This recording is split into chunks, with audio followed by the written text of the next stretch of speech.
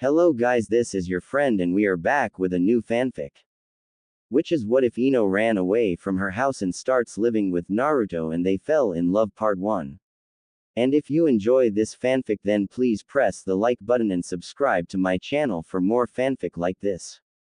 And now let's start the fanfic. That was all Ino Yamanaka could see, while she ran through the dark streets of Konoha. The fight with her parents had been a really bad one, and in her outburst of feelings the blonde girl had taken the most important of her stuff, thrown it into a bag, and then she had been off into the night in the pouring rain. She was convinced that nobody would see her now. Not at this unholy hour, but still she was happy that even if someone saw her, the person wouldn't be able to tell that she was crying. Everyone would believe that it was the rain on her face, because she was a kunoichi and those did not show any weakness and sure as hell did not cry. Ino had no intention to stop running. All that was in her mind was to get away from her parents. She did not care about being drenched or the pain that started to grow throughout her whole body. Just run, Ino. Run as far as you can, she thought to herself, repeating it like a mantra every few seconds. The straps of her bag began to cut into her shoulder, after the rain had gone through the bag and all of its contents and multiplied the weight. Slowly a small voice in her head began to show itself as if her mind was trying to gain the control over her raging emotions. But where are you going to run, huh? The small voice asked, getting louder every time Ino repeated her mantra. At some point the flower girl had to answer it. I don't know, she replied, and just like that stopped her run. The streets were muddy and her legs were sprinkled with dirt. Her skin felt cold and the tears still didn't stop. God, she was a mess. Worse even, she was a lonely mess with nowhere to go. Although it would have been easy to find a place to crash for a few nights at Sakura's home or the ones of her teammates, Ino also knew that her parents would search for her there first. Her problem was that she didn't have any other real friends. Sure, she knew a lot of people, but never befriended them enough to call any of them friends. Shino was way too creepy for Ino with all his bugs and his unsocial behavior, so she kept talking to him at a minimum. It was the same with Neji. They were great ninjas and Ino loved to work with them, but socially they weren't what she needed. Staying with Kiba was also a dead end, because the boy couldn't stand her anymore after she had shot down his attempts to date her in a very cruel way. She continued to stand in the street, closing her eyes and trying to solve her problem. She needed a place to stay, where no one expected or would search for her. Friends and hotels had to be ruled out. The other people she could ask, like Hinata, Lee and Tenten, sure were kind enough to let her stay the night, but she barely knew Hinata or Tenten, so it would have been very awkward to ask them. Lee was also ruled out, because of being too strange for Ino's taste, despite him being one of the nicest guys she knew. Again her train of thought went to where she had started. The girl didn't know how long she had been just standing in the middle of the street. The rain still fell without mercy. The sobs and tears had stopped as Ino had begun to analyze her problem. The bag had fallen from her shoulder and lay now in the dirty street. Ino just knelt down next to it. She didn't care about anything anymore. There was no answer for her problem. At least she couldn't find it.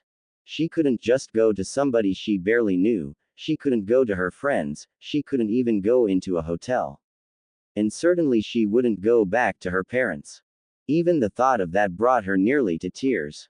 What they had said was just too cruel.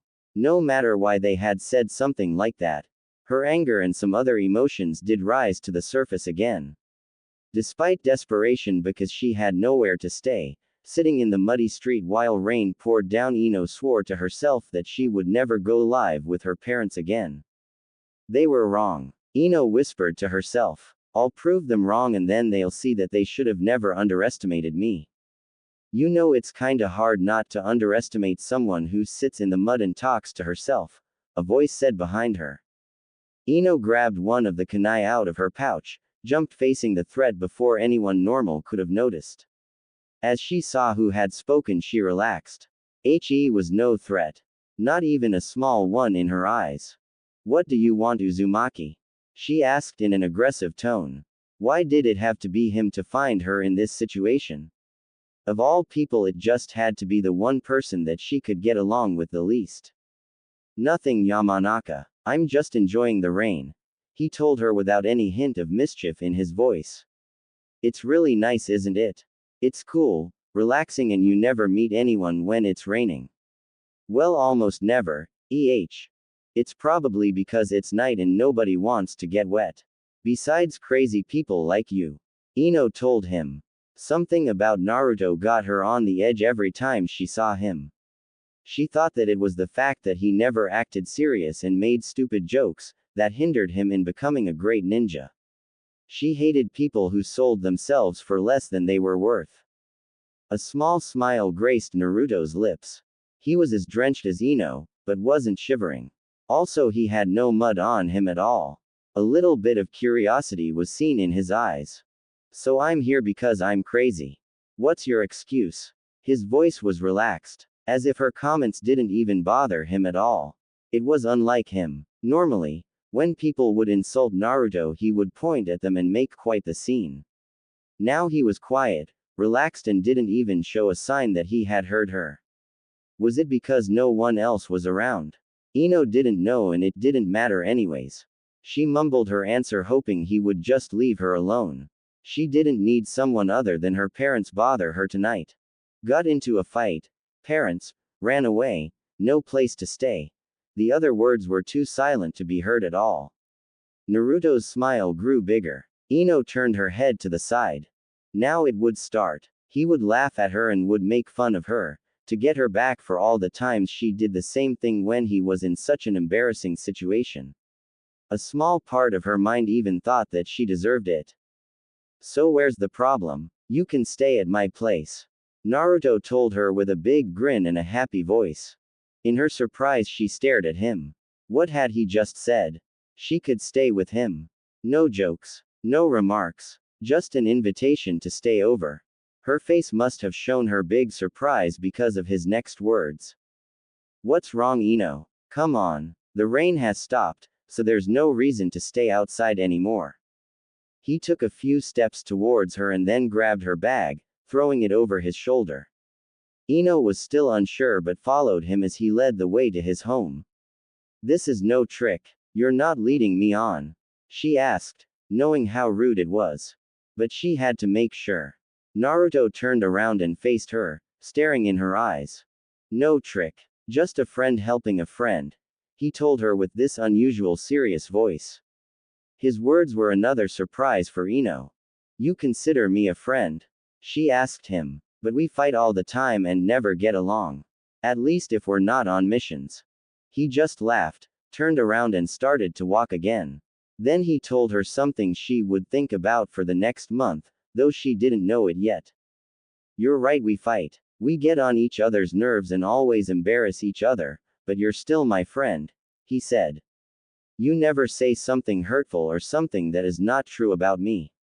It's not the usual friendship, but to me it is a friendship nonetheless. After that he was silent and so was she. They just walked to his apartment in silence and dealt with what was on each of their minds.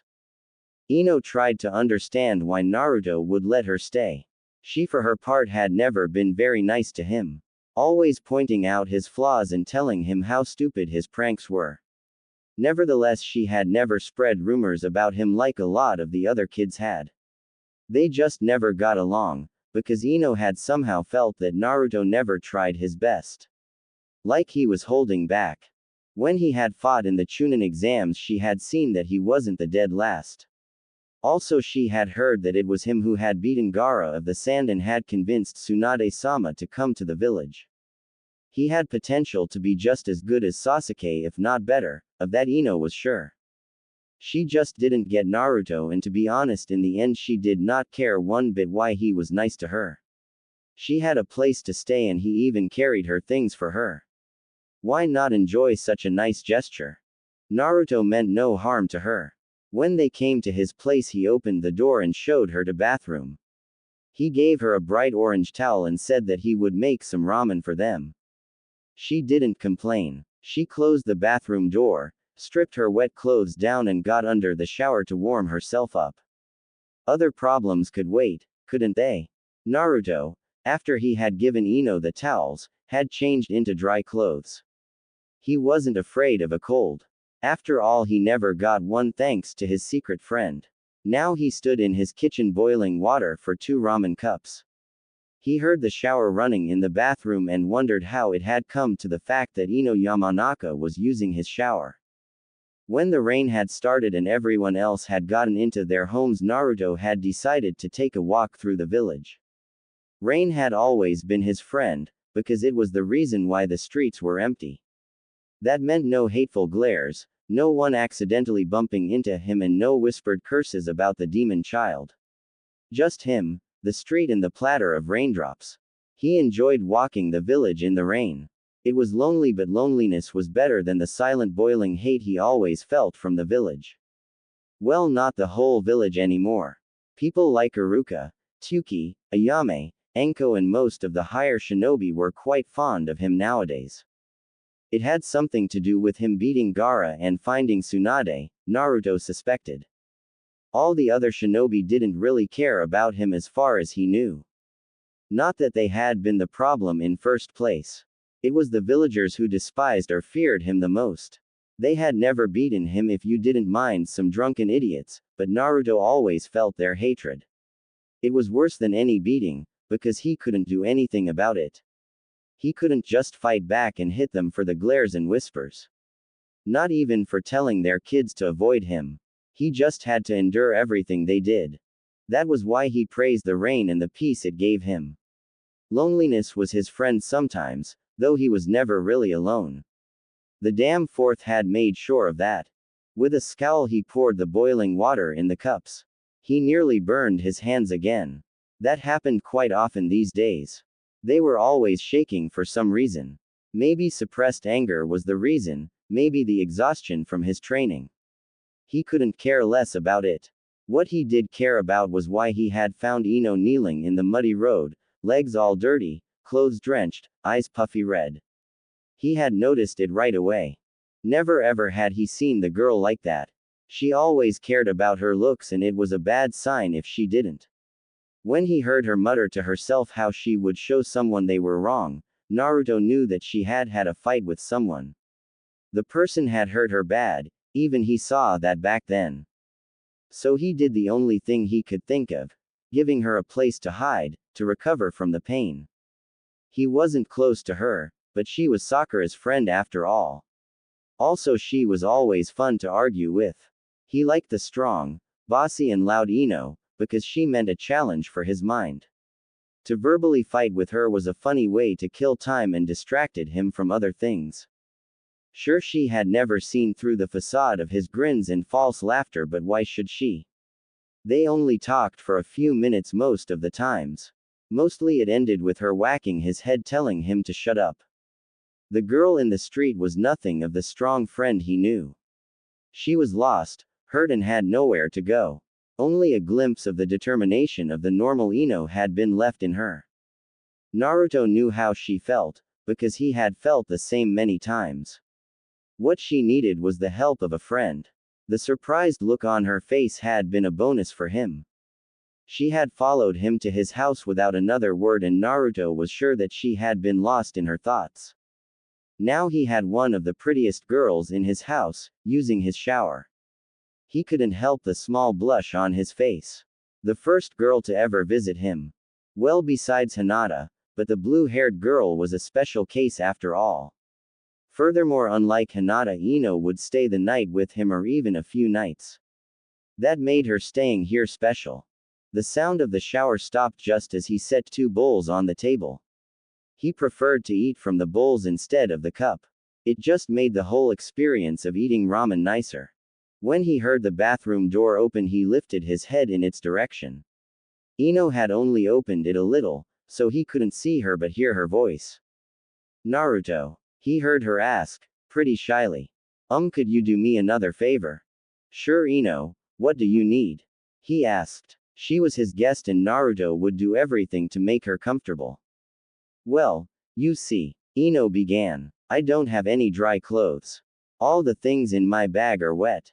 I know you don't have any clothes for girls, but could you lend me some of yours? The blush could be heard in her voice. Maybe there was also a bit of shame for being in this situation. Naruto's smile grew. If that was her only problem, it was easily fixed.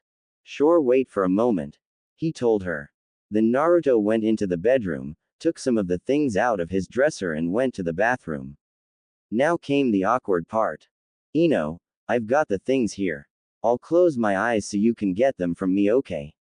His face was really hot. If Sakura had been in Ino's place, he was sure she would have beaten him into next week. For his luck, Ino was too exhausted from the events of the night to even care. Okay, close your eyes, I will get the things, the blonde girl said.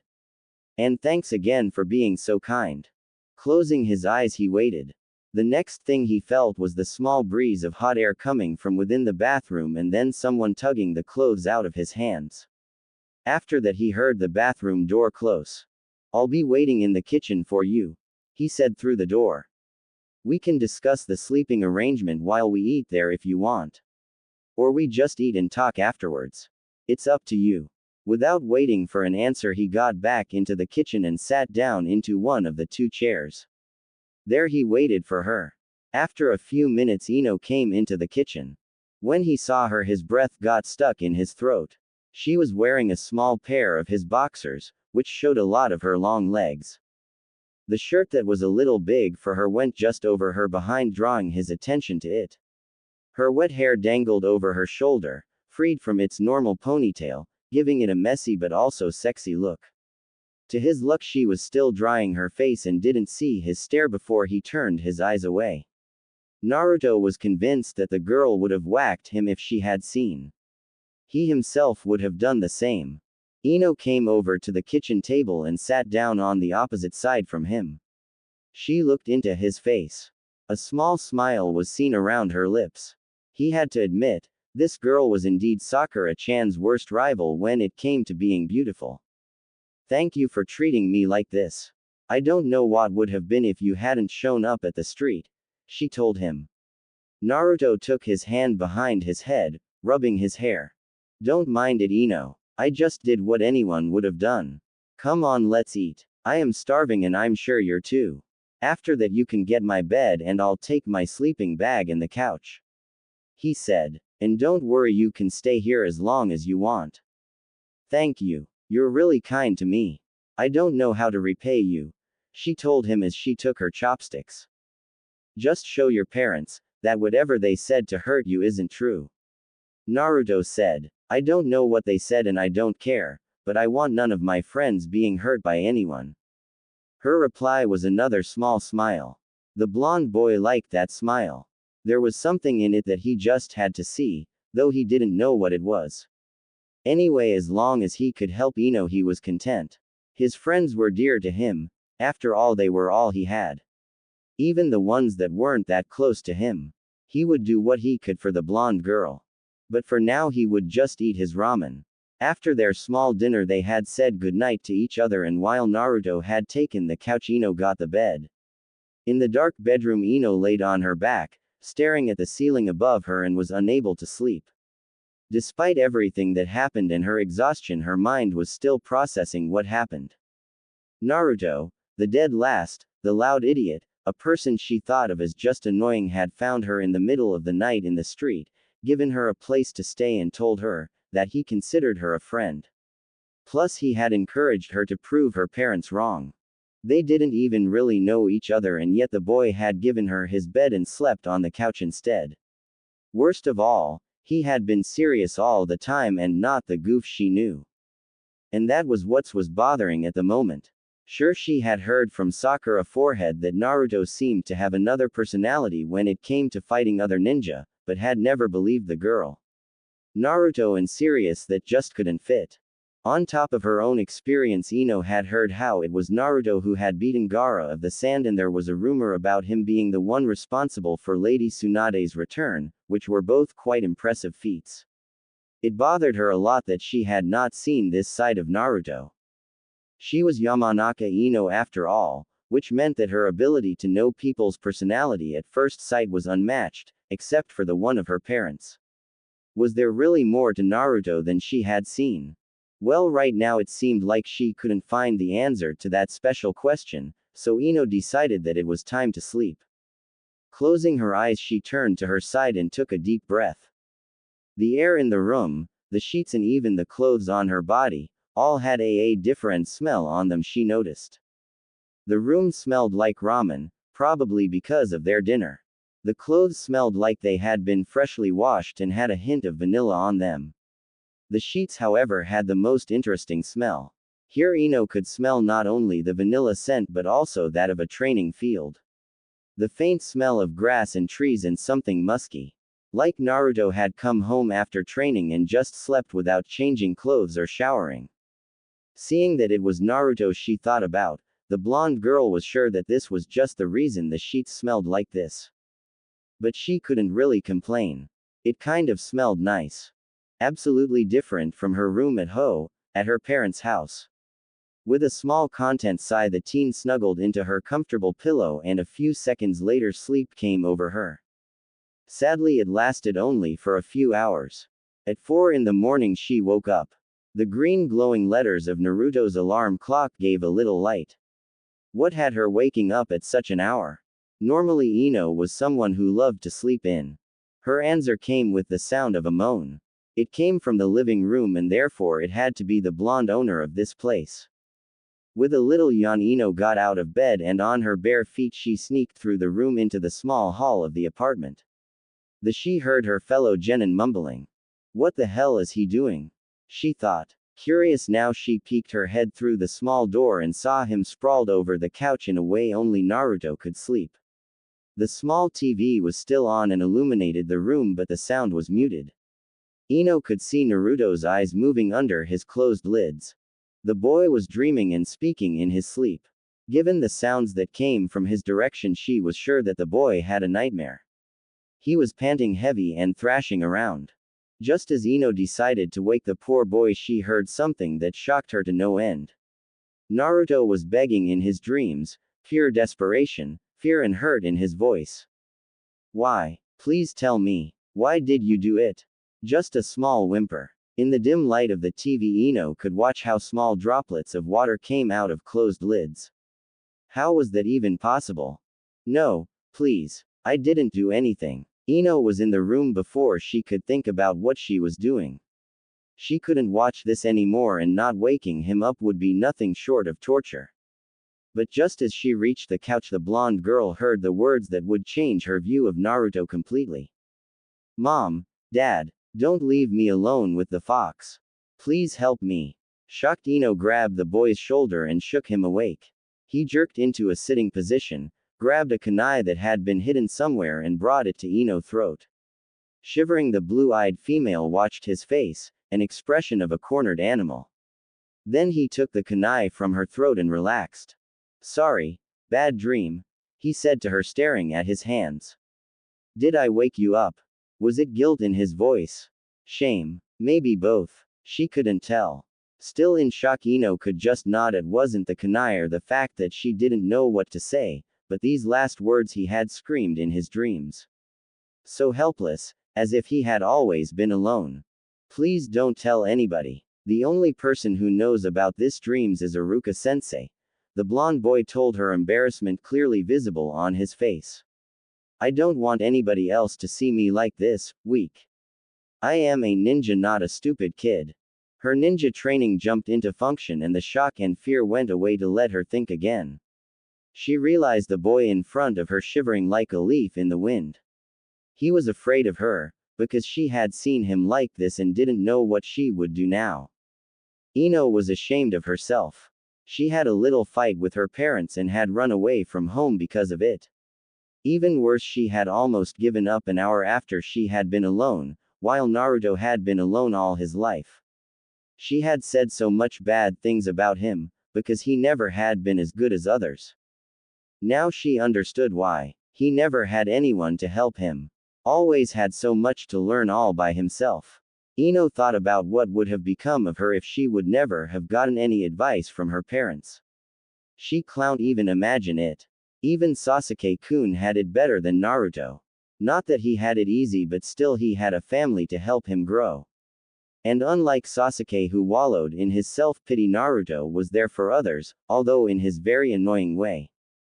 Ino, life is not always easy. We all come to a point where we need the help of others. Promise me that when you meet somebody who needs help, you will be the one to help that person. The words her mother had said to her at some point now came back. It was exactly one of the situations the older Yamanaka had meant. As she was thinking about this, Ino decided that she would listen to the words of her mother in this case, no matter how much she hated her at the moment. Determined, she grabbed Naruto's hand and forced him to look at her. The pleading look was still on his face. I promise not to tell a soul, she said. His face lit up in a way that could only be named as easement. He wasn't smiling or grinning at her, in fact he was shivering like a leaf in the wind, but hey, it was something. He turned his attention to their hands and rubbed his thumb over her hand. Thank you. Not more than a whisper, but Ino heard it anyway. She hadn't expected him to thank her for it. Confused, she forced him to make a little room on the couch and sat down next to him, still holding his hand in hers. She figured that if he didn't like the contact he would have let go of it by now. This boy was special, so much Ino could tell by now. Had he ever had someone to hold him when he had been afraid as a kid? Probably not. She couldn't imagine to be him. To be honest, she didn't want to, but right now she could at least make up for some of the things she had said to him in the past. So she took hold of his arm, which wasn't that easy because of them still holding hands. After that, she leaned her head onto his shoulder and watched the muted TV. Is it hard? She asked him. Normally she would have expected him to ask what she meant, but right now the direction of her question was evident. Ino heard a sigh coming from his lips. Sometimes. You get used to being alone. It's not as bad for me, after all I've never know something else, he explained to her, and his head gently fell against her own. What a nice feel that was. Just sitting there, enjoying someone who at least for the moment cared about you, despite him having his own shit to deal with. Did you mean it when you said I could stay here as long as I wanted? Sure. If you have no problem with me having these dreams from time to time. His answer was quite funny. He was the one providing shelter and asked her if she was okay with it. What a good, but silly guy. I don't. In fact, Uzumaki, I think it's better to be here when you have them. In that case, you can stay as long as you want. I have a meeting with Tsunade Bachan tomorrow. I think I am gonna tell her about you staying here, but I'll ask her not to tell anybody else. That way she can tell your parents that you are safe and you don't have to worry about being found. After he had finished this sentence, Ino's head shot up only to collide with his in a painful manner. Ah shit. That hurt. She said, but realized it was her fault anyway, so she couldn't blame him. Are you sure she will do it? I mean, she is the Hokage and we're just genin. My dad is part of the council and all. Don't worry. She has a sweet spot for people with troubles. Naruto said. She's a gambling, drinking old hag with way too big boobs, but she is a good person nonetheless. The blonde girl stared at her counterpart. Was it really okay for him to speak like that about the Hokage? Well, he had spent more time with the women than Ino had, so maybe he was right. Now it was her turn to thank him. Placing her head on his shoulder again, she whispered. Thank you, Uzumaki. His answer was a yawn and a slight snore. Ino suppressed the urge to hit him and instead giggled at this goofball of a boy. Suddenly she decided that if he would really manage to get her a safe place to hide from her parents, then she would make sure that he wasn't alone anymore. Who knew? Maybe Naruto could turn out to be an impressive ninja with a little help. He had shown the potential for it before. And he was a good guy at heart, although annoying. Plus she could prove her parents wrong. They had said she should stop being a ninja, because she wasn't cut to be one in their eyes. They even dared to go that far as to say she would drag her fellow ninja down.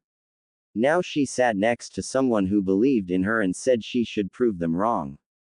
Determined, she decided that from tomorrow on, Ino Yamanaka would start to train herself. Even more than that, she would make sure to help Naruto to improve in every way possible. The boy had been there for her and had called her a friend. If there was one thing you could say about Ino other than being troublesome, as Shikamaru always said, it was the fact that they cared about her friends and wanted to bring out the best in them. She would form Naruto in the strong, smart ninja that could rival Sasuke anytime. After all, behind every strong man, there is an even stronger woman. As she sat next to the snoring boy, a plan began to form in her head, and if it would go as planned, both of them would profit in the end. Getting up in the morning was something Naruto always had a problem with.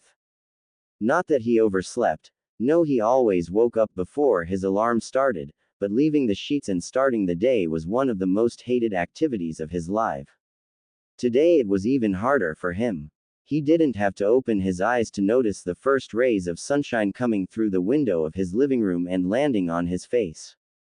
He knew that he had fallen on the couch yesterday, so it wasn't too strange to be woken by the sun.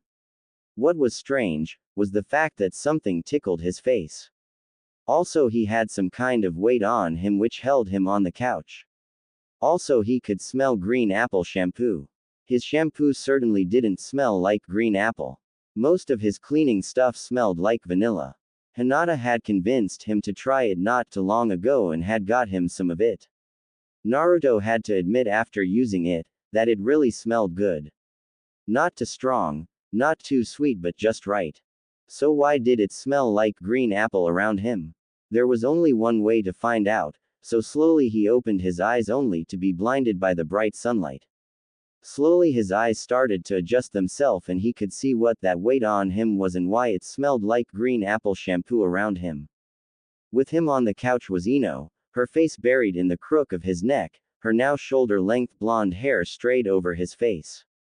Somehow she hadn't gone back to the bedroom after his nightmare had woken her last night. But while the bed had room for two people to stay without on top of each other, the couch hadn't too much space. That was why she lay on top of him. The whole situation slowly began to seep into his mind. He was on the couch. The blonde girl on top of him was his friend Ino. They had slept the night snuggled together. He had slept with Ino Yamanaka on top of him. In other words, Naruto Uzumaki was dead meat if she woke up now. That in mind, he did the most idiotic thing he could do right now. He jumped up, as far as it was possible, and brought the very much needed distance between them.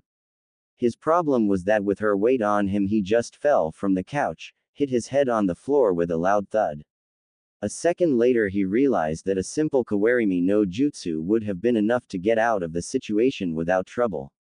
Now it was too late. The noise and his movement only lead to the thing he wanted to avoid. Ino was awake. He mentally prepared for his death as she opened her blue eyes and focused on him on. As scared as Naruto was, it was interesting to witness the emotions playing on her face.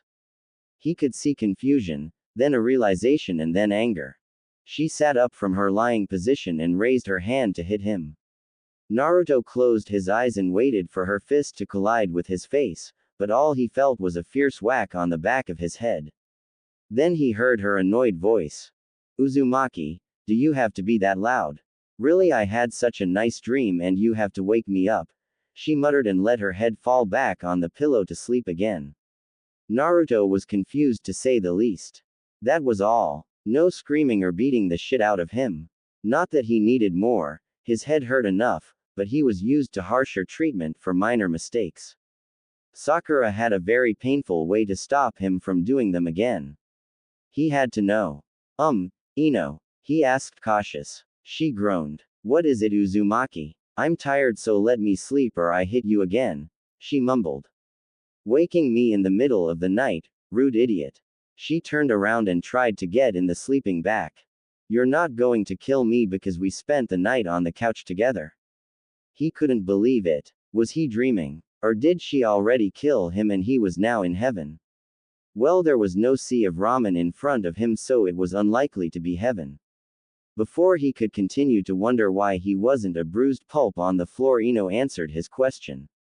Why should I? It was me who fell asleep on you, wasn't it? So it would have been my fault anyway if something happened, she asked. If there is something that is your damn fault, it is waking me up without having breakfast ready. Beside that, you did nothing wrong. Well, she was right. It had been her who fell asleep on him. No arguing with that.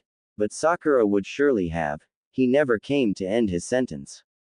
Ino cut him off with another groan and lifted herself up again to look at him.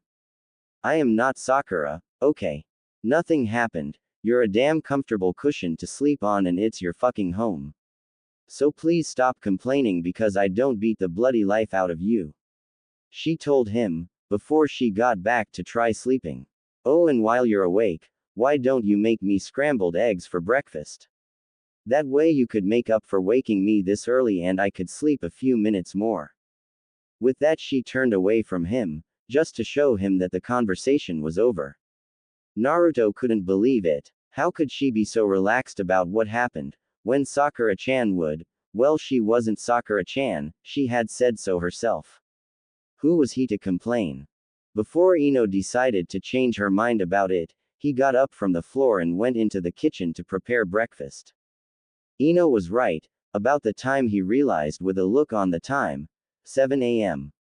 Well, not really early in his book, but considering that most genin teams didn't train before 10 a.m. it could explain why Ino wasn't used to get up at this time. Following Ino's wishes he started to prepare the scrambled eggs. His meeting with Tsunade Bachan wasn't before lunch, so he could spend the morning with a little bit training for himself. After all, Sasuke was still in the hospital and knowing his pink-haired teammate, she was just at the same place to make sure the bastard had everything he needed. Without him noticing it, his hands began to shake again. While he was in the kitchen, Naruto got lost in his thoughts. Absently made everything ready so his guest could eat as soon as she decided to get up.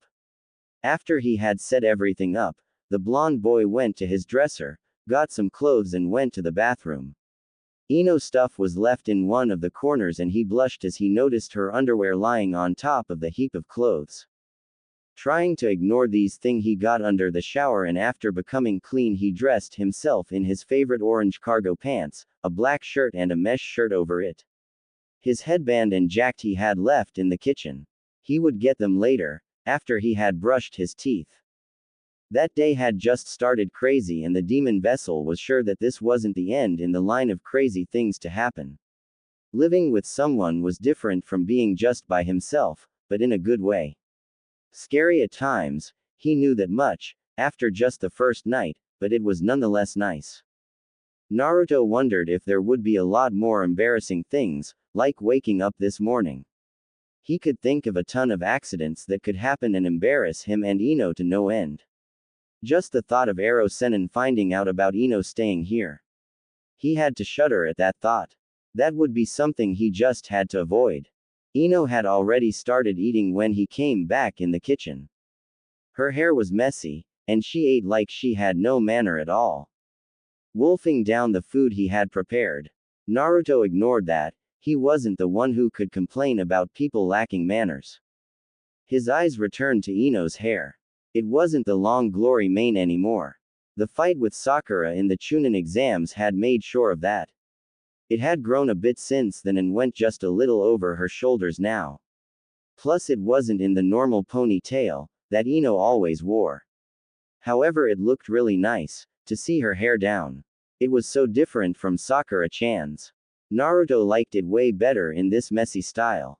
Again, he was lucky that she had her back turned to him and didn't see him staring. Tearing his eyes from her hair, he went to the kitchen table and sat down on the opposite side. The blonde girl seemed to be pleased with his cooking. He had been lucky that she wanted scrambled egg for breakfast, because it was one of the few things he was able to cook. As she looked up from her meal, Ino noticed him. She had obviously been lost in the taste of the food or her own thoughts. There was something in her eyes as she looked at him, but he couldn't really figure out what it was. Naruto, this is great. I didn't know you could cook this well. She praised him. He smiled at her and gave her a small thanks. His cooking wasn't something he was proud of. Tsuki and Ayame were so much more skilled than he was. You know, we still have a lot of time before we have to meet Tsunade Bachan. I don't know about you, but how about we set some rules how we're going to manage this whole living arrangement? You know, just to prevent embarrassing situations. That caught her by surprise. Naruto saw how she hadn't expected him to see that far. Then again he was quite convinced no one would have expected him to think of such thing. To tell the truth, he was surprised himself that he had thought about it. Well, how about we finish breakfast first? After that we can still discuss these things. Knowing you, you have to be starving, she said. And just in that moment his stomach confirmed her thoughts with a loud growling. You're right. Let's eat first. And with that they continued their meal in silence. So, what rules do you have in mind for this? Well, whatever it is. Naruto asked her. You know, since I've spent all my life living alone, I don't really know how it works. The orphanage had some rules, but I forgot most of them. Maybe it's best if you set a few rules first. Ino looked at him and wasn't sure if he was serious. Then again he was right, she knew a lot more things about living with other people. Not that she liked all the rules her parents had set, but some of them were really helpful if you wanted to avoid the household being at each other's throats. Why not go with them? Okay. First of all, we should set rules for the bathroom. Then I think we could continue with the rules concerning our food and such things. Maybe change our sleeping arrangement. The couch doesn't seem too comfortable after all, don't you agree? She smiled at him, as he nodded like a small child. What a cute clueless expression. He really seemed to have no social skills at all. Well, Ino was just the right person to change that. She asked him to give her a pen and a piece of paper, to note all their future rules down, and while Naruto began to search for said items, Ino thought about the habits of both parties. It would make things easier if the rules applied to their habits. Like if Naruto was a morning person, it would be easier to let him have the bathroom first, because Ino just loved to sleep a bit longer if she could. Soon Naruto came back, pen and paper in his hand. He gave it to her, sat down and watched her, like she was about to tell him about the most awesome jutsu he had ever heard of. An hour and some hard discussions concerning no more ramen than 3 times a week, who would do which chores in the house, who would shower first, because apparently none of them was a real morning person, and a few other minor things. They had now reached the last and most important part of the list, sleeping arrangements. Ino, after last night, had decided that she couldn't let Naruto sleep on the couch. Not that he would not survive it, but after that nightmare he had, well, she just wanted to be around him the next time something like that happened. However, not only would she have to convince Naruto to agree to them sleeping in the same room, but they would also have to buy a futon. As much as she liked the boy as a friend and was thankful for him letting her stay at his house, there was no way she would agree to them sleeping in the same bed. The same room was okay. It was like sharing a tent with Shika when they were on Big Deal, but sleeping in the same bed somehow had such a special meaning. And there was no boy she would let in her bed at this moment. As she told Naruto her thoughts, save for the last part, the boy had an understanding expression on his face. Not only that, but he had also learned in the last hour that there was no arguing with Ino if she had set her mind on something. Or at least Ino hoped he had learned that special trait of her character. It's okay, Ino. We'll get a futon. No big deal at all, he said. I understand that you don't want anyone other than Sasuke Tem to be that close to you. His grin was so wide and bright that Ino forgot what he had said for a moment, while she mused how someone could stretch his facial expressions like that. It took her a few seconds to understand what he had said, because that grin had something strange that distracted her. As she finally got what Naruto had, she had to pause for a moment. Why would you think I would Sasuke sleep in my bed? Are you crazy? She asked the boy, who obviously was confused by her question. Don't you love him? He asked. I mean, no offense, but the way you always acted when the Tem was around kind of implied that you had feelings for him. You know, fighting with Sakura over who of you will get him. Fawning how great the guy is. Trying to hug him all the time. Doesn't that mean that you like him?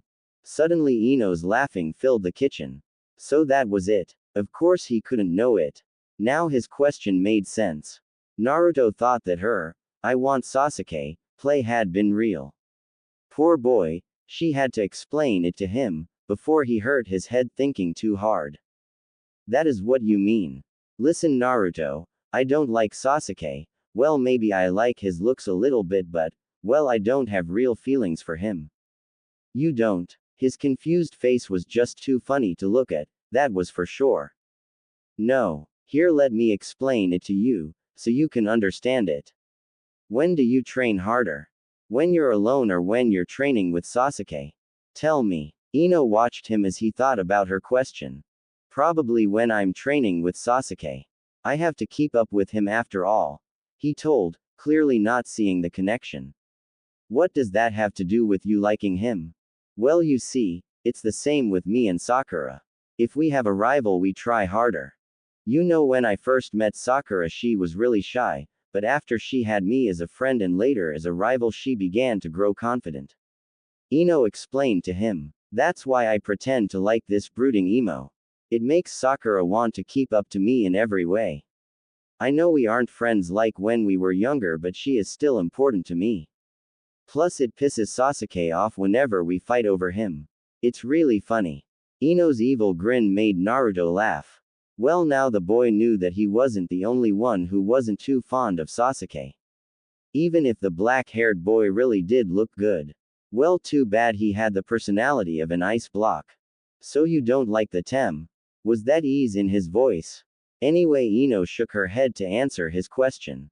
Wow, that's funny. There are only 3 other girls I met so far, who didn't like Sasuke. Maybe there is still hope for us other guys.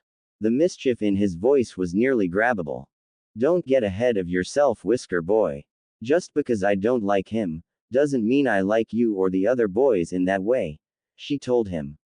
A girl like her would never settle for less than the best she could get.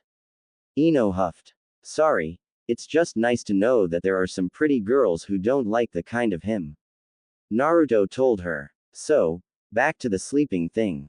We share a room, but I will have to sleep on the futon, right? No problem with me. Shall we buy it now? Jisk, Naruto, do you really think I'll go out like this? Ino pointed at the too large shirt and his boxer she was wearing right now. Let me at least dress myself. Well, I don't see the problem. You will get all the boys' attention if you go out like this. It's not always that they see such a beautiful girl in such clothes, is it? He mocked her. He didn't notice the faint blush on her cheeks from what he had called her, and what's worse is that she balled her fist a second later. Bad mistake. A minute later he had 2 large bruises on his head and a fuming Ino who went to the bathroom. She had told him that they would go shopping later, after she had washed her own clothes and put them in the dryer. Till then he should finish washing the plates from breakfast. As Naruto was about to complain, Ino told him to shut up and see it as a punishment for making fun of her. Half an hour later, as she had said, Ino emerged from the bathroom again and found her blonde roommate sleeping on the couch. She woke him up, grabbed one of her ceiling scrolls for the things they wanted to buy and told Naruto to get dressed. Watching him as he put on his jacket, she suddenly noticed something. Without his headband, his hair looked much better. Walking over to him, she took the headband from his hand and took the zipper of his jacket. A moment later she had opened the jacket. What are you doing, Ino? The boy asked, not understanding what the girl was up to. I'm giving you a few fashion tips. God knows you need them, she said and fixed his headband around his belt. That was something Ino was good at. Fashion and makeovers. Great ninjas had to look cool, and if she wanted Naruto to become one, she could start with his looks after all.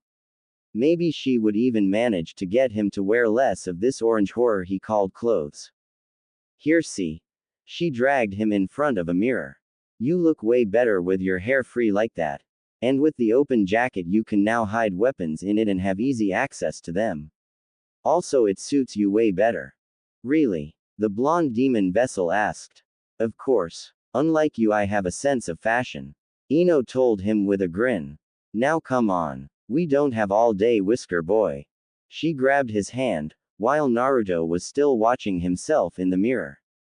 Then she pulled him out of the apartment. It was time for shopping. Luckily Naruto didn't see the gleam in the blue eyes of Ino Yamanaka, or else he would have run to Suna, just to fight Gaara again. If there was something that he would remember from this day, it would be the next 2 hours till they had to meet the Hokage. He didn't even know what had hit him. Dragging her blonde counterpart through the streets of Konoha, Ino had a happy smile on her face. Shopping with Naruto was something different from normal shopping, she thought.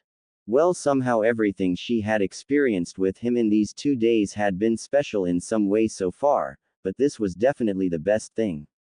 She knew that she tended to be a little carefree whenever she started to go through shops, tried this and that on, did the window shopping and everything that went with her hobby. She also knew that it was hard for people to keep up when she was in such a carefree rush. That was why a lot of people didn't like to go with her, when Ino got like that. The blonde girl had seen how he looked when she had dragged him in the third shop to just look, even though they already had everything they needed to get. He didn't like shopping one little bit, Ino had realized. Ino had also picked up why. It was because every store owner had this look when they saw him, just like some villagers had. Not exactly what Ino would call nice, but it seemed since the heir of the Yamanaka clan, was with him, they didn't want to say anything. But back to why this kind of shopping was special to Ino. It was because Naruto was a real sweetheart. Whenever she asked him in her sweetest voice if they could go in another shop for just looking, the boy would smile, nod and let himself be dragged into it. He would even try on the few outfits she picked out for him, though it needed a little bit of convincing from her side. Now they had still half an hour to get to the Hokage, and Ino had satisfied her urge to find new clothes for her and Naruto, which said boy was now carrying for her, because her scroll was already filled with the other stuff. The bags she had left in his hands were filled with 3 new outfits for each of them, and Ino was very proud that she had found them in such a short amount of time. The best part was that they hadn't been that expensive, since the shop owners seemed to want to get rid of her companion as fast as possible and had sold their stuff at a very low price. Naruto had paid for his clothes, and when Ino had found the third outfit for herself, but hadn't got enough money with her, the boy had paid it for her with a small smile. She didn't know why Naruto was this nice to her, and when she had asked him, he had just said, "Because you spend your time with me." She had seen the small glint of pain in his eyes when he said that, but didn't press further and accepted it. Feeling a little exhausted from her 1.5 hour rush, she linked arms with Naruto and laid her head on his shoulder. Thank God he wasn't that much taller than her. This trip had been exactly what she had needed to get her mind off her parents. They had everything to start her plan and could begin with their training. All they had left to do was talking to Tsunade-sama, and Naruto had promised her that there would be no problem with that. When she saw the little ramen shop down the street, Ino decided that she would do something nice for Naruto too. Everybody knew of his love for ramen, and she had enough money for 2 bowls. "Hey Whiskers, are you hungry?" "My treat, of course." The question wasn't needed. The boy could always eat, she had heard that from Sakura. Without waiting for an answer, she moved him into the shop and onto one of the chairs. "Here, I've got enough for 2 bowls. You can have both," Ino told him with a smile. "Really? Don't you want something to eat too?" Just shaking her head, she denied, and Naruto ordered 2 bowls for himself. The old man who ran the shop laughed at him and started to prepare a few bowls. The 2 teens just sat there and didn't know what to talk about. The silence wasn't that uncomfortable. Somehow they both never liked to talk when they ate, so it wasn't that bad. After a few minutes, there were 5 steaming bowls of ramen before them. 4 for Naruto and 1 for Ino. Noticing it, she opened her mouth but was cut off by the old man. "Don't worry. The extra bowls are on the house. It's our special Naruto and Friends discount." He laughed at Ino's surprised face. "Dig in, you look hungry too." That was weird, but who was she to complain? As she started to eat, the blonde girl watched the owner and his daughter whisper to each other and throw a glance to her and Naruto from time to time. The girl seemed to have noticed that Ino had seen them and came to the counter. "So you two, what are you up to when you have finished your meal?" Ayame asked them. The brunette girl had a wicked smile and gave Ino a knowing look. Well, at least that was how Ino interpreted that look. Oh, we're going to visit Granny Tsunade because she wanted to see me. And Ino has to talk to her too, so we go together. Naruto explained between two bites. Remember Naruto, don't cause any problems. I heard she is very strong and has a short temper. The ramen girl said with a worried look. You will make sure he behaves, The question hit Ino without her being prepared and she could just nod. What relation had this girl with Naruto? Not that the blonde was jealous. No way, not of Naruto. Sure, she had known how it must have looked when she and Whiskers had strolled through the shops and she had seen some jealous stares in his direction from a few civilian boys, but they sure didn't think she and Naruto were together, did they? Before Ino could say any more, Naruto answered Ayame's question for her. Don't worry, Ayame Nichan. I won't cause trouble. You always assume the worst from me, he said, pouting. Ino had to giggle from his face. Naruto pouting. Talk about cute. Ayame seemed to pick up her thoughts. Well, at least I can be sure that Miss Yamanaka keeps an eye on you, Ino. The suggestiveness of Ayame's words weren't picked up by Naruto. Ino, however, choked on her food, which had the ramen girl laugh again. After their meal, Naruto and Ino went straight to the Hokage Tower, and after a few more minutes they stood in the office of Tsunade, who was doing her paperwork as they came through the door. The older blonde looked up and smiled at them, happy to see Naruto being on time. Ah, good you're here, and Ino too, that spares me time. Tsunade's eyes locked on the young girl. Ino knew the next words before her Hokage had even said them. Ino, I had a very interesting talk with your dad this morning. Would you want to discuss that now, or would you rather wait? I am sure Naruto here doesn't bother you. No, he doesn't. He let me stay with him last night, so it's just fair he gets to know why I had a fight with my parents. A small nod was all she got for an answer, before Tsunade took a small folder from her paperwork, opened it and then focused on Ino again. Very well then. Today your dad came here and asked me to revoke your status as a ninja, as he doesn't think that you are fit for it. Also, he said you ran away from home. Is that right? Ino ignored Naruto's gasp and stood there as if what had been said didn't faze her. He said the truth. I ran away and spent the night at Naruto's place since he found me crying in the street, she answered, ignoring Tsunade's raised brow. My dad is also right that I don't fit the expectations for being a ninja. At least not at this moment. She had to be honest here. There was no sense in lying or saying her dad was wrong. She had made the mistake and took being a ninja not as seriously as she should have. Now she would make up for it. Ino wasn't good at confessing that she was wrong, but if Naruto could be that nice to her despite her harsh words in the past, then she could take the bitter pill and stand up for her wrongs. Is that all you have to say? The Hokage seemed curious about hearing Ino's side as well. Ino took a glance at Naruto, who had a shocked face. Gathering what courage she found in her body, the blonde girl thought what words were the right ones. Bachin, you can't sari, Naruto began but was cut off. Shut up, Naruto. I asked Yamanaka Ino and not Uzumaki Naruto. So as long as you don't change your name and gender, be silent and wait for your turn to speak. Shouted the Hokage. Now Yamanaka, my time is short. Give me an answer. He closed his mouth. This was serious, he noticed, because the Hokage hadn't thrown him out of the window by now. He waited for Ino's answer and begged Takami that she would say the right things. It's not all I have to say, Hokage-sama. Yes, my dad is right. I am no good ninja, but I want to improve. I've made the mistake of taking things too lightly and I want to make up for it. With your permission, I would like to undergo special training to be able to help my fellow ninjas. Well, now she had said it. There was nothing else to do, but to wait for an answer. The big smile on Tsunade's face made her relax a bit. Well, you're one lucky girl. I called Naruto here to tell him about a special training he is about to go through in the next 4 months. If you want, you can join him. Really? Ino's voice had her happy tone again. Her eyes were sparkling with joy about getting a second chance in being a good ninja. Yes. Now to that training, which now concerns both of you. Tsunade began. She took out another folder and a scroll. Since your marks in the academy were the worst, Naruto and Ino doesn't seem to fit the expectation of being a ninja, both of you won't take any missions till I say otherwise. I can't have bad ninja in a time like we're now in. You are from now on considered academy students. In the next time both of you will have a refreshment of your basic ninja skills. That means both practical and theoretical.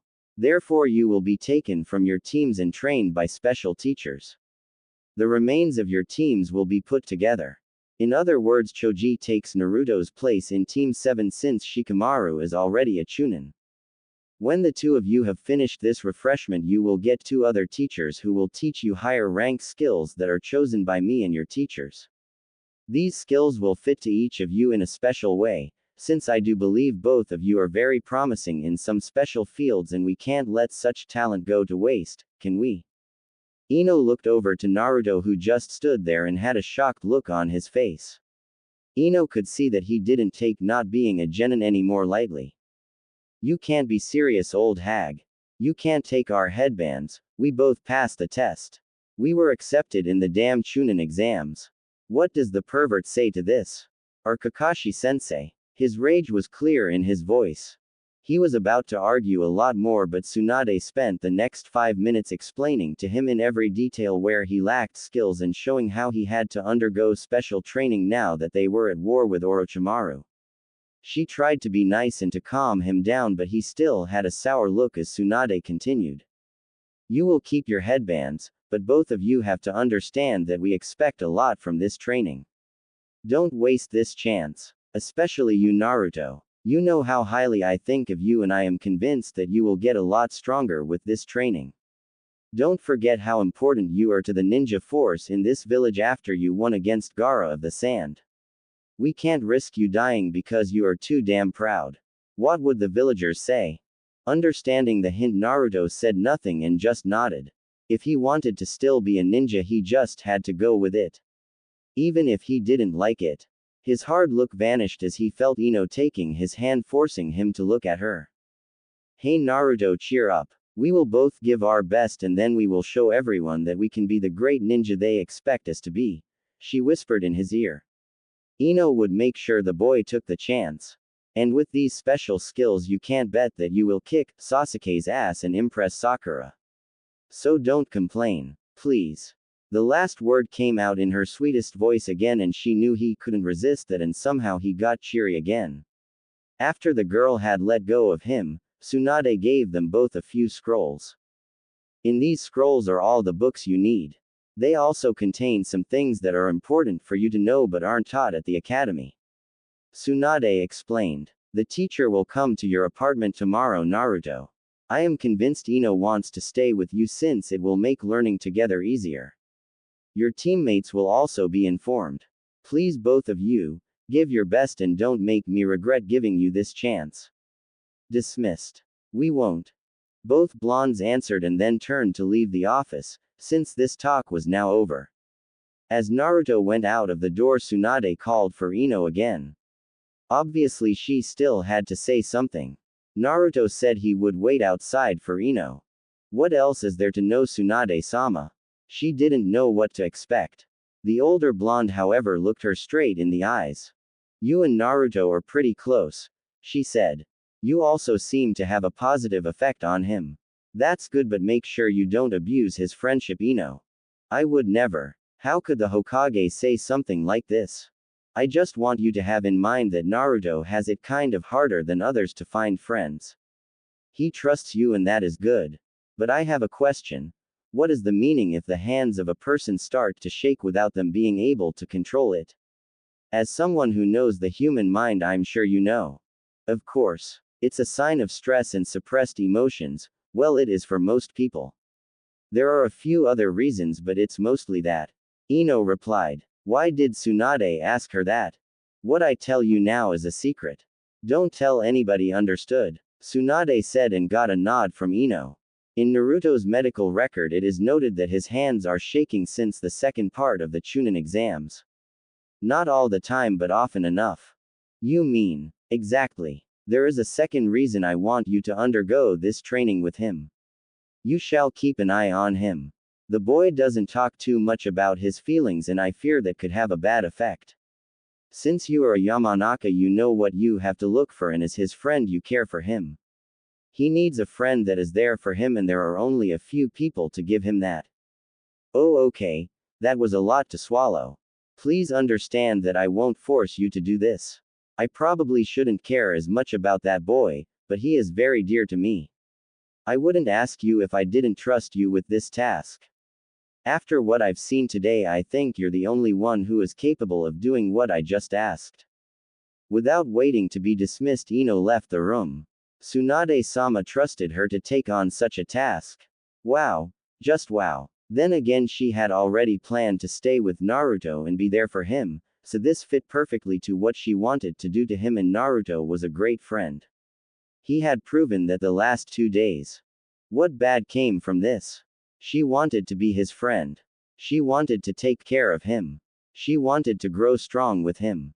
As she met him outside and they started to go to his place, Ino wore her smile and determination open on her face. The two blondes would show them all. They would make the best out of this. Linking with Naruto's arm once more, she promised herself to change for the better. No more slacking. It was time to grow up. Ah, damn it, why is this so hard? The voice of her roommate went through their apartment. It wasn't the first time this had happened today, and Ino knew that it sure wasn't the last time. Studying had never been Naruto's strong side, and it didn't take a genius to figure that out. Sure, he gave it his all right now, if just to get back to going on missions, but something inside the poor boy refused to help him understand the content of the like before were the result when he grew frustrated with himself and his inability to learn, and as a side effect they annoyed Ino a great deal. Still, she had to give it to Naruto that he didn't quit. She remembered how back in the academy he would just quit listening to Iruka-sensei as soon as he couldn't follow the lecture anymore, but now he actually tried to understand the theoretical part of being a ninja. When the Hokage had first told them that they both had to work on their lacking abilities as hard as they could, she hadn't been joking. It was hard to keep up with the drill each of them had to endure. While Naruto didn't have a problem with normal training and learning jutsu, he still had to make up for what he had missed out in the academy. Meaning he had to study like there was no tomorrow. Which he surprisingly did. He had even decided that he would not only study at home but also went to the classes when Iruka-sensei was teaching the academy students. Ino couldn't imagine how embarrassing that had to be for her friend. Also, he would study even though today was one of their few days off. He was really taking this chance as seriously as possible. Luckily, when Iruka had first come to teach him in private, the Chunin had told Naruto a little secret about shadow clones and their abilities. Ino had been surprised when Naruto had told her about how everything the clone learned came back to the original as soon as the clone vanished. This little fact had been a great help to the boy's task of catching up on his theoretical skills. However, it didn't mean that it made everything a piece of cake for him. Studying was still hard for Naruto, and that meant he would complain all the time about how he didn't get the stuff, which got on Ino's nerves. More so since she had just lain down on the couch to relax a bit while watching TV. Couldn't he just shut up and take a break this one time?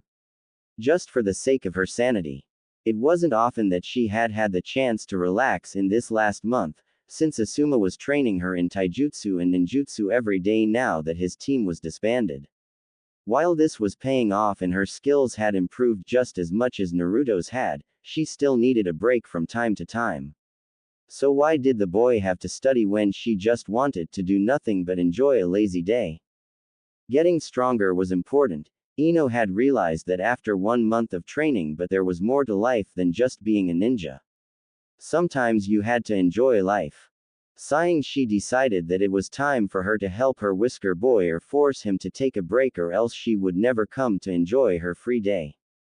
She got up from the couch and went into the kitchen where Naruto was reading a big textbook. He sat there in his orange pants and black shirt, resting his head in his hands. The boy was that concentrated he didn't notice Ino approaching him from behind, till she sneaked her arms around his shoulders and rested her chin on them with a smirk. The blue-eyed girl felt her friend tense and knew that the reason was that he wasn't used to having people get close to him in such a way, though Ino had been very affectionate to him after they had become good friends. It was just her way of getting attention from others, and the fact that Naruto reacted way harder to her little hugs than other people was just a little bonus. After all, Ino loved, no, needed, a lot of attention. She herself didn't know why, but she just needed it. Also, she wasn't the shy type, so for her it was no problem to be close to others. You know, Whiskers, if you don't understand the book you could ask for help instead of yelling every 5 minutes. She whispered in his ear and caused a shiver to run through his body. She felt that all of his concentration on the book had disappeared. A smile crept on her face at his reaction. Naruto was just so easy to tease, it was funny. It was just like she was the first person ever to get close to him. Whenever Ino had tried to get attention from others, like Sasuke for example, they had never shifted their attention to her as much as Naruto did. It was satisfying to know her little tricks worked. Sorry. I just have to understand this. The sooner the better, so I can go on missions again. He told her and tried to not move more than absolutely necessary. I know. Ino replied, but you have to take a break sometimes. If not for you, then for my nerves. She hadn't changed her position because she knew how it gave her at least a little bit of control about the boy in front of her. Also, she liked to torture him a little bit. Naruto was clearly uncomfortable with her being so close. Only this chapter. Iruka-sensei said that this is one of the last books I have to read before I can take the theoretical academy test again. There was a pleading tone in his voice. Another sigh escaped the blonde girl as she let go of Naruto, took a chair and sat down next to him. It would be too much trouble to force him to take a break now. So if he wanted to learn so bad, why not help him? Okay, I'll help you or I'll never get my peace, she told him with a smile. So where's the problem? With that said, Naruto began to explain to her how he wasn't getting some of the more complicated words that were important. They sat on the chapter for more than an hour before Naruto finally got all of it, but Ino couldn't really say that she didn't enjoy helping him. It was nice to be able to help someone, and Naruto was giving her his best. Not once did he complain or lose concentration. Sometimes he would compliment her on how she could understand everything so fast. It was really flattering to have someone who praised you in that way. As soon as the book had been closed, the Yamanaka made her way to the living room again and took Naruto with her. She really needed to relax now that she had the chance. They both settled down on the couch, but just as Ino had found something she wanted to watch, there was a knock on Naruto's door. That did it. She was never getting her peace now, and her own frustration escaped her in a stream of loud curses. Whoever this was, the person was about to experience a very painful death as soon as Ino got up. Sadly, her own training with Asuma yesterday had taken its toll, and it was just too hard to leave her comfortable position on the couch. Still cursing under her breath, she decided to just kill the person as soon as whoever it was came into her reach on the couch. Meanwhile, Naruto had gotten to the door and opened it to find the two persons he had expected the least. There stood his old teammates, the ones who he hadn't spoken to since Ino's and his training had started a month ago. Neither of them had ever visited him before, and he would have never thought that they would ever come knocking on his door. After all, outside of missions, Team 7 had never been very close. What are you two doing here? He asked them, very confused. We're here to visit you. It's really obvious, Dobi, Sasuke said, his tone annoyed as always. Yeah, and we wanted to know why you weren't on the team anymore and why Choji took your place. Kakashi doesn't want to tell us. Sakura added. It's been a month since Choji took my place and now you decided to ask. Naruto's question had exactly the same small hint of anger his face showed. They had to really care if it took them a month to visit him for answers. We didn't really have time for visits. First I wasn't allowed to leave the hospital, and then when I got out Kakashi tells us you had to leave the team and that we had to go on a long-term mission. It turns out that finding a stupid thief in the mountains can take a lot of time if he is a ninja. Sasuke explained in a flat voice. Can we please come in, Naruto? Sakura asked. We will explain everything to you and then you can tell us what made you leave the team if you want. When Sakura had finished, Naruto just nodded and let them in. The way Sasuke had reminded him how he could not go on missions had stung. It wasn't their fault, so why make a fuss about it now? They had come after all. He led his teammates into his living room where Ino lay on the couch. As soon as Ino and Sakura saw each other, Naruto could feel the tension in the air. Sasuke seemed just a little bit surprised to see Ino in Naruto's home, the blonde boy noticed. Or maybe he just didn't care. Before Naruto could say anything, both girls asked, or better screamed, the question that stood open in the room. What are you doing in Naruto's home? Oh boy, there would be a lot of explaining to do. Ino's last hope of a relaxing afternoon had long vanished and had been replaced with the long boring task of explaining their situation to Naruto's former teammates. She had seen the smirk on Sasuke's face when he heard about how Naruto had to go to learn academy skills again, and it had been a lot of fun to see it vanish from his face as she told them how she and Naruto would get special teachers as soon as Tsunade-sama deemed them to be at a certain level. After that, it had mostly been Sakura asking questions while the Uchiha resorted to brooding like he always did and ignored his surroundings mostly. Sadly, Sakura was really interested as to why Ino had decided to stay at Naruto's and never forgot to mention how it looked like Ino had a thing for the blonde boy. Also, she mentioned how Ino had stopped approaching Sasuke-kun like she did all the other times, which in Sakura's eyes meant that Ino had finally realized how much better the pink-haired girl fit to the Uchiha. Surprisingly, Ino didn't start a fight. She decided that there was no need to challenge Sakura in any way to explain to her how she never had noticed the Uchiha for more than his looks. The longer Sakura rambled on, the more Ino noticed what a stupid girl Sakura had become. The pink-haired girl talked as if she was superior to Ino, because she was still doing missions, while she forgot that Ino's and her match in the Chunin exams had been a draw. It was quite clear that unlike Ino, Sakura hadn't improved her skill much since then. Ino saw that it confused Sakura that she didn't talk back to any of the things that normally started one of their little fights. However, the next thing Sakura said triggered a reaction from Ino that had been totally unexpected. While she had been rambling, her speech had led her to how well the new team worked together and that Choji was a really good replacement for Naruto.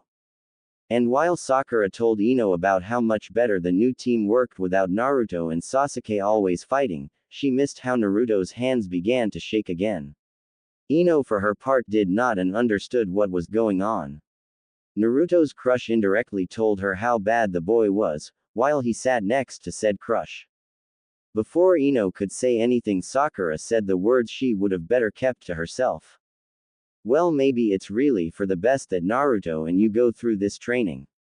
He really needs it, since he never was that great in missions. Naruto, Ino and even Sasuke flinched at her words. Sasuke was about to tell Sakura something, but the blonde girl in the room never left him a chance to do so. Instead, she began to scold her former friend in a loud and enraged voice. Yeah, and you're so much better, forehead girl. At least Naruto can fight other ninjas without someone else holding his hand or having to watch out for him every time. Sakura's surprise wouldn't have been greater if someone had told her that she should wear green spandex. She gaped at Ino, who was fuming at her and about to continue her rant. You're not a notch stronger than me, and that's not that much.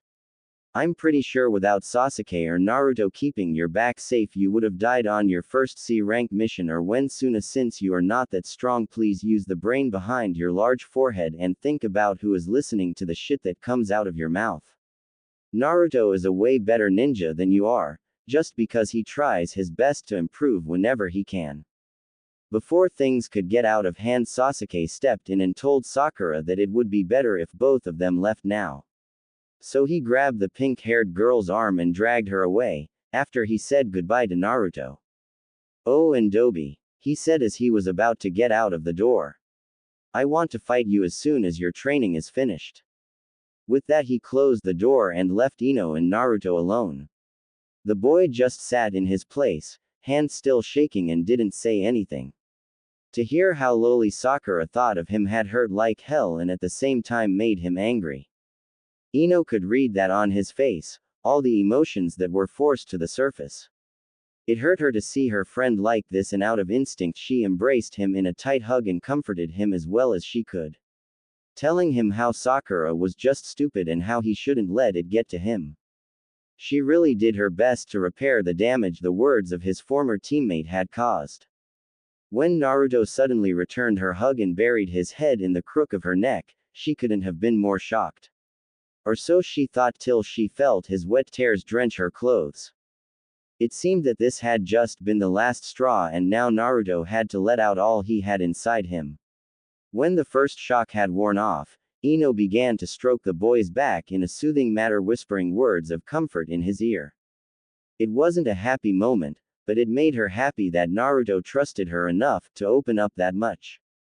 The afternoon turned evening and Naruto was still pouring his heart out to her, while she had gotten them some chocolate ice cream.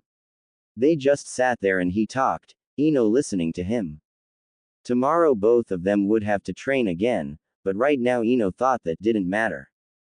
What mattered was the new deeper bond the two blondes were forming.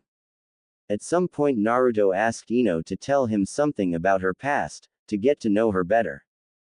They talked till deep in the night, neither of them caring how their day had turned out.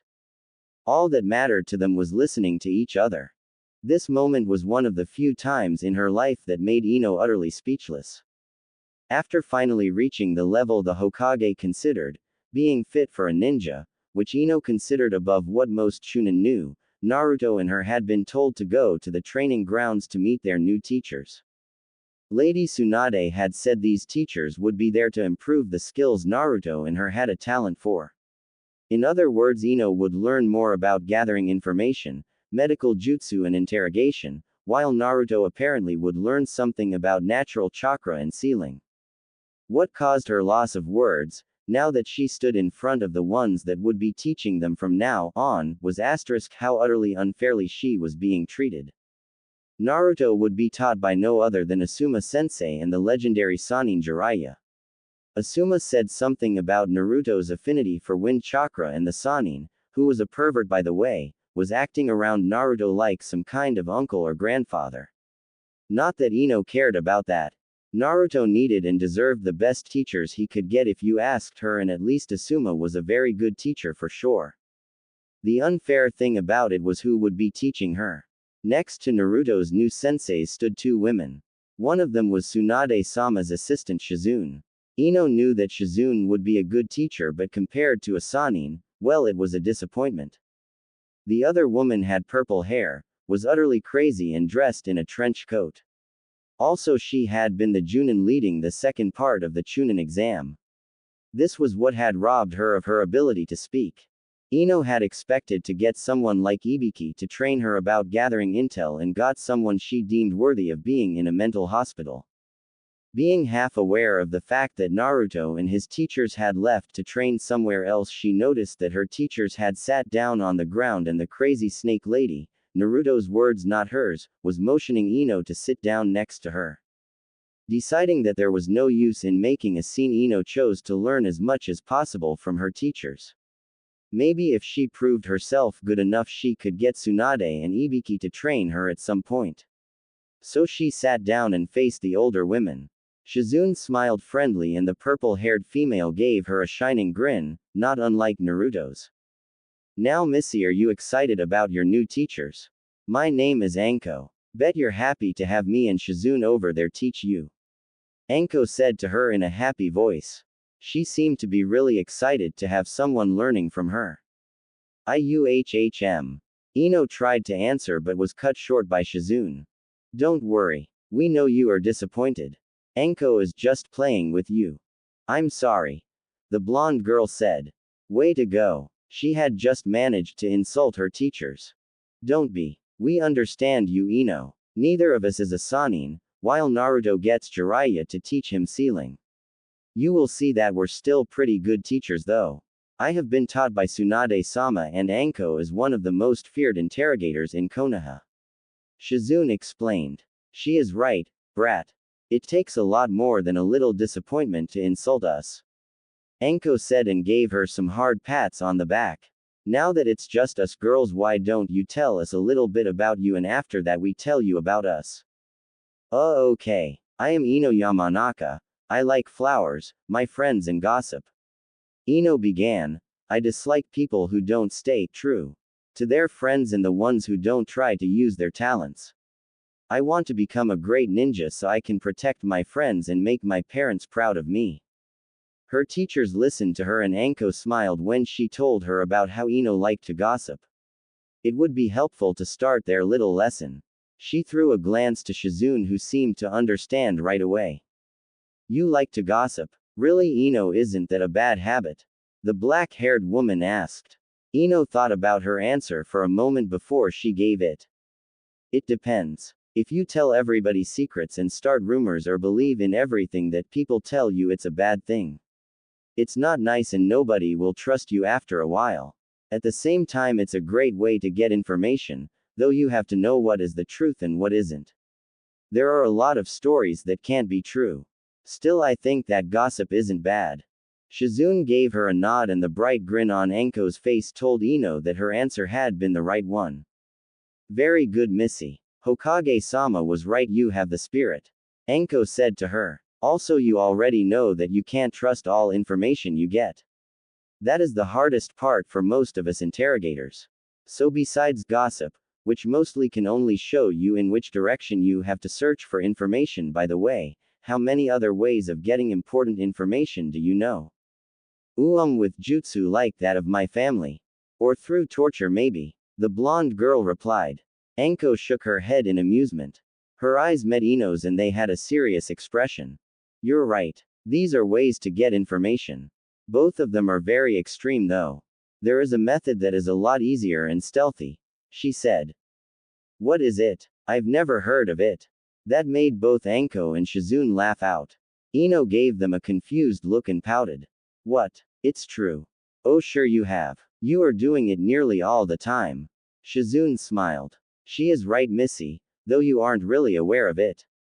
Anko said with a snicker and began to explain. What I was talking about is the easiest of all ways to get information. Talking with somebody. But, let me finish explaining, okay? Then you'll get all your open questions answered afterwards. First of all, talking or language has one simple purpose, to give someone else information. Be it about your lunch, your mood, a secret jutsu or anything else. You talk all the time. Not just with your mouth, but also with your body. You are interpreting information others give you by watching them. Their body language, their facial expression or the tone of their voice give you information about how to react around them. Most people don't realize how much they tell others all the time. Now that is where it gets interesting. While it's easy to lie with words, it's harder to lie with your body or your voice, because you aren't aware or have no control over a few reactions. If you're good as an interrogator, you don't need to use torture, at least not physical torture. It's enough to simply talk to your enemy and see how they react. A few questions here, a little threat there, and then when you get a reaction that's suspicious, you dig a little till you find something that's useful. It's really effective because nobody expects an interrogator to just have a nice talk with you. Also, a lot of people are nervous and let things slip without realizing it. Anko explained. What about when I don't have the subject as a hostage or prisoner? Ino asked as soon as she caught on to what she was told. That depends. If the subject knows you're the enemy, then talking won't help till you have your target secure in a place for interrogation. If the subject doesn't know what you're after, then a simple talk can change everything. A few innocent questions, a little smile, and all you have to do is to separate the useful things from the junk. If you use this technique and have a lot of training, you can read people like a book. It takes a lot of training, but in the end there is a lot to gain from it.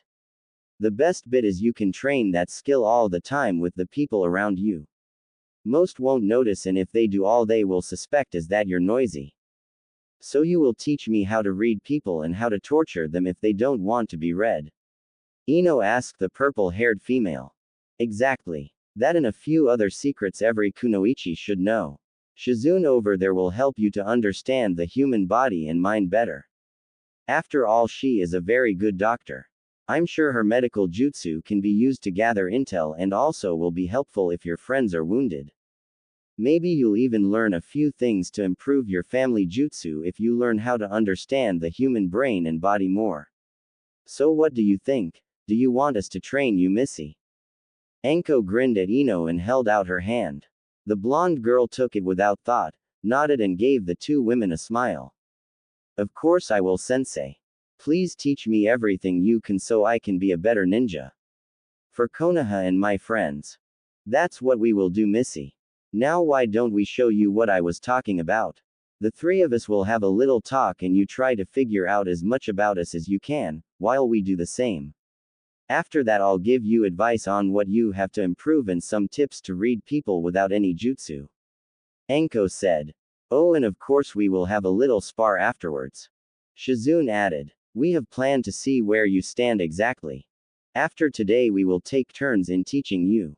One day you'll learn with me about medical jutsu, useful plants, poisons and those things, and the other Anko-san will teach you her special field.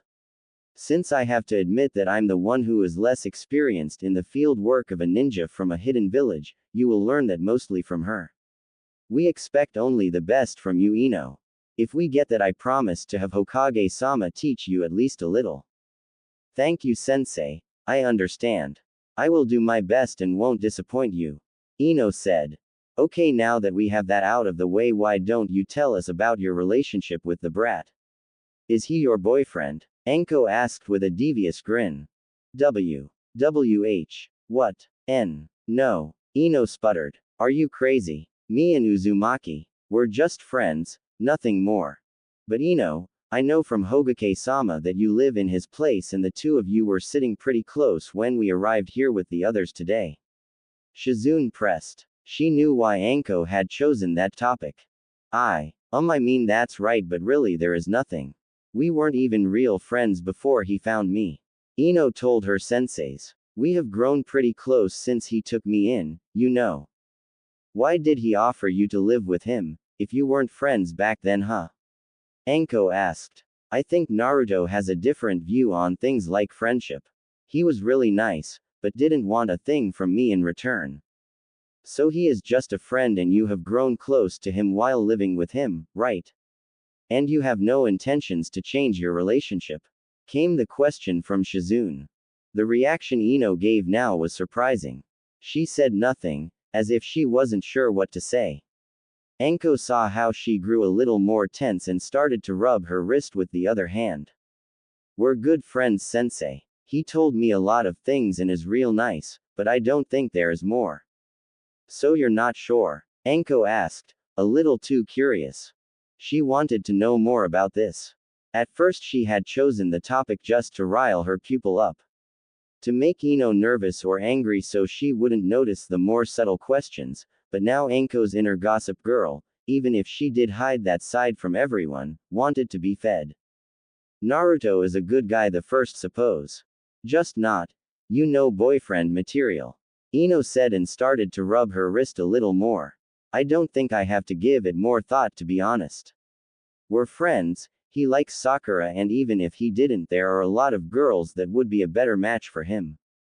Like? Shizune asked. None of your business, sensei. Ino yelled, suddenly angry. Ask something else. I'm not here to talk about Naruto. Well then, what do you think about the fact that the laziest guy in this village was made Chunin not too long ago, while the Uchiha? Anko asked. There was something about the Naruto topic, but first this wasn't an interrogation and second it made Ino uncomfortable because the girl didn't have the answers herself. This was a hint on Ino's personality and that she knew how to alter or hide it. She could talk with Shizune about that later. Ino's pose changed drastically. Her shoulders became straight, her eyes met Anko's and her voice was strong as she spoke. Sasuke is a good ninja, but he isn't the best just because he is an Uchiha. Shikamaru had a good match. He has shown how he can beat an enemy that was clearly stronger than him. I think he gave up because he knew something would happen, to save some chakra for later. I'm not sure about it and the lazy bum didn't tell me shit when I asked, but he is really smart. He deserves to be Chunin. At least he wasn't late for his match. Ino defended her friend. The lazy idiot wouldn't care about it, but no one talked bad about her close people's achievements. Well, good you see that the Uchiha's looks and name aren't everything. Though it is surprising to hear you talking about Sasuke-kun in that way. Aren't you one of his biggest fangirls? Was another slight question to learn more from Anko. Ino gave a sigh and began to explain. A little time later she started to ask questions herself. She tried to learn everything she could from her teachers, but their answers, unlike her own, just held nothing more than just the obvious meaning of the words. Also Ino found it hard to read their body language. When Anko and Shizune explained to her what they had read from her, she was shocked.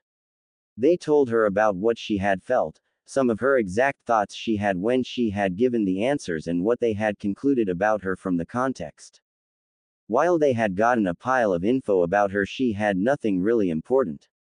Anko-sensei gave her a lot of tips, which were really helpful, and Ino promised herself she would improve. After the questioning came the spar. Ino against both of her teachers. No reason to say she had no real chance. She gave it her all anyway and even managed to hit Anko with one of Shizune's poison Senbon. In the end she lost, as expected, but her teachers were proud of her skill nonetheless. Shizune told her when and where she had to meet her the next day at the hospital and left. Anko on the other hand stayed with her, one hand resting on Ino's shoulder. You know, Missy, for the first brat I have to teach, you're all I could have asked for, she told the blonde girl, as she stood behind her.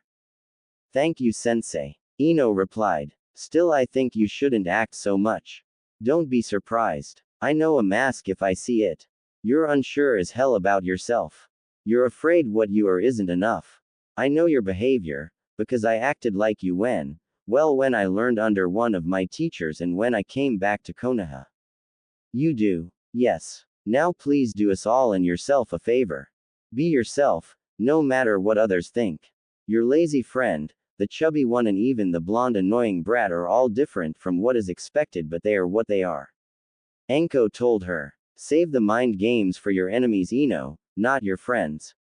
It's bad for you if you don't trust anybody to like you how you are. But, Ino started. This woman had figured her out. Ino was shocked and felt good about it at the same time. Her sensei was someone who seemed to understand in a way nobody could. Not Asuma, Shikamaru, her dad, or Naruto. No buts. Be yourself, Missy. Do not care about what others think. Do what you want and what you think is the right thing. Not what others tell you is. The ones who like you anyway won't mind. Trust me. Anko sensei's lecture came to an end. Ino looked at the strange women before her. She was nothing like people expect a teacher to be, but still she had proven she was a good one. Ino wanted to be like her, to be able to be how she wanted to be and still able to prove her worth. You're right, sensei. Thanks for your advice. Anytime, girly. Now come, I'll show you the wonderful gift that is called dango. My treat, just this once. And with that Ino followed her sensei to a dango shop, where the two of them sat, ate mostly Anko, and talked about ways to get information. This time just the theory without any practical example.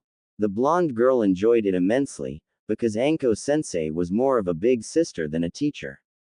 Ino had always wanted a sister. She and her mom, while they were close, had way too different interests in life. They could agree on flowers and a few other things, but her mom never wanted to see things Ino's way. Anko sensei did. She didn't agree to everything, but if that was the case, she tried to show Ino why she thought differently. The thing about it was that she took Ino seriously. Really seriously. There was no talking from Anko that implied she was above Ino. She didn't show anyone that she was better than Ino by talking down to her, but took her seriously, and if the blonde girl needed to be put in her place, Anko just did it and proved her wrong. After the two of them parted ways, Ino had a wonderful evening and high hopes that Shizune would be just as much of a role model that Anko sensei had proven to be. Deciding it was time to go home, she started to head for Naruto's place. When she turned into the street his apartment was on, she saw that he was already home as she noticed the lights were turned on. As she opened the door she found that it was very quiet inside. First she thought that Naruto had just fallen asleep and forgot to turn out the lights, but then she found him in the kitchen. He was reading a book. That itself wasn't an uncommon sight for Ino, since the boy had done this quite a lot the last few weeks. The interesting thing about it was that he seemed really interested, like when he was learning a new jutsu. He didn't even notice that she was in the room, watching him. The expression on his face made her believe that he was reading the recipe for the best ramen ever made. Strangely, it made Ino smile to see him with something that could make him focus that much on something he normally didn't like. He had a small smile tugging at the corner of his mouth, which she found immensely adorable. "Hey Whiskers. How was your training?" she asked him. His head jerked up to look at her. So he really hadn't noticed her till now. "Oh hey Ino. How long were you standing there?" "Oh not that long. In fact I just came in," she said. "Now care to answer my question?" "It was great. Asuma showed me something about wind chakra and kunai. I didn't quite get it at first but I'm getting better. Oh and the old pervert said he would train me in fuinjutsu.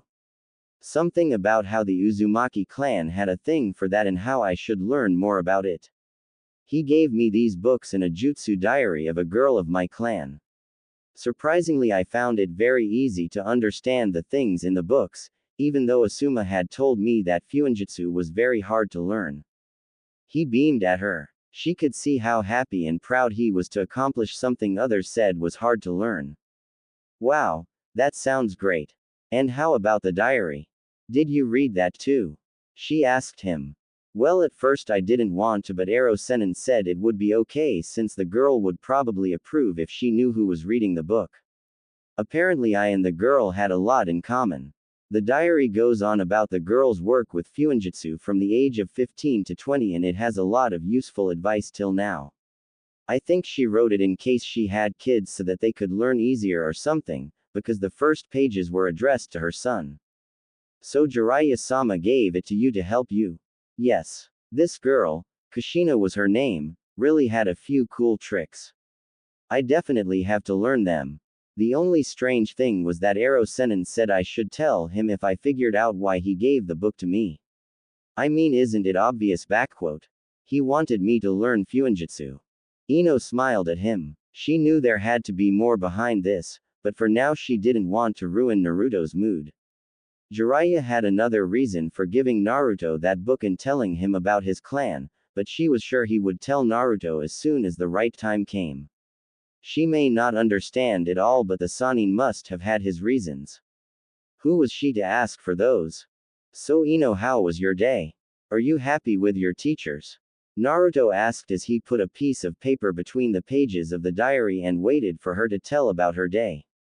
"Well you see, at first Ino began. It would take a long time till the both of them got into their beds tonight, as both wanted to tell the other how their day went. In the end they were happy they had someone to speak with and to listen to. Each of them fell asleep with a smile on their face.